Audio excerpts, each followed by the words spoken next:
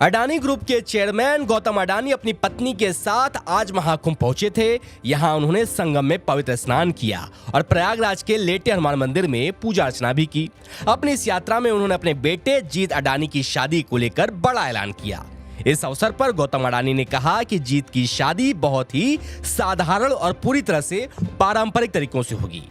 जी हां, जहां हमने मुकेश अंबानी के बेटे अनंत अंबानी की शादी भी देखी है, जहां करोड़ों रुपए खर्च किए गए, मीडिया भी इस बात को लेकर आश्वस्त थी कि गौतम अडानी अंबानी को टक्कर देते नजर आएंगे और पानी की तरह करोड़ों रुपए खर्च करेंगे। मीडिया में पहले यह भी चर्चा थी कि अडानी परिवार की शादी भव्य और हाई प्रोफाइल होगी। कुछ रिपोर्ट्स में यहां तक भी कहा गया था कि शादी में 58 देशों के शेफ शामिल होंगे, टेलर स्विफ्ट शादी में नाचेंगी और 1000 लग्जरी गाड़ियों का काफिला होगा। लेकिन गौतम अडानी ने इन अटकलों को खारिज करते हुए बताया कि उनके बेटे की शादी सिंपल और पारंपरिक होगी। लेकिन अब जिसकी शादी इतनी सिंपल पारंपरिक होने जा रही है, उस दूल्हे को भी जान लेते हैं। तो आइए जानते हैं कौन है जीत अडानी।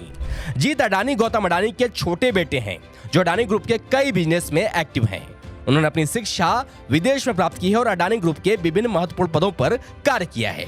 आपको बता दें कि जीत की एंगेजमेंट दीवा जमीन शाह के साथ मार्च 2023 में ही हो गई थी और अब 7 फरवरी 2025 को शादी होनी है। गौतम अडानी के ऐलान के बाद ये बात साबित हो गई है कि अडानी परिवार भले ही व्यापार के क्षेत्र में आगे हो, लेकिन वो अपने पर्सनल लाइफ में हमेशा से परंपरा और सादगी को प्राथमिकता देते आए हैं। ये शादी अडानी परिवार के लिए एक नया अध्याय साबित होगी, जो भारतीय संस्कृति और मूल्यों की मिसाल प्रस्तुत करेगी। अब सबकी निगाहें 7 फरवरी पर टिकी हुई हैं। Report state mirror Hindi.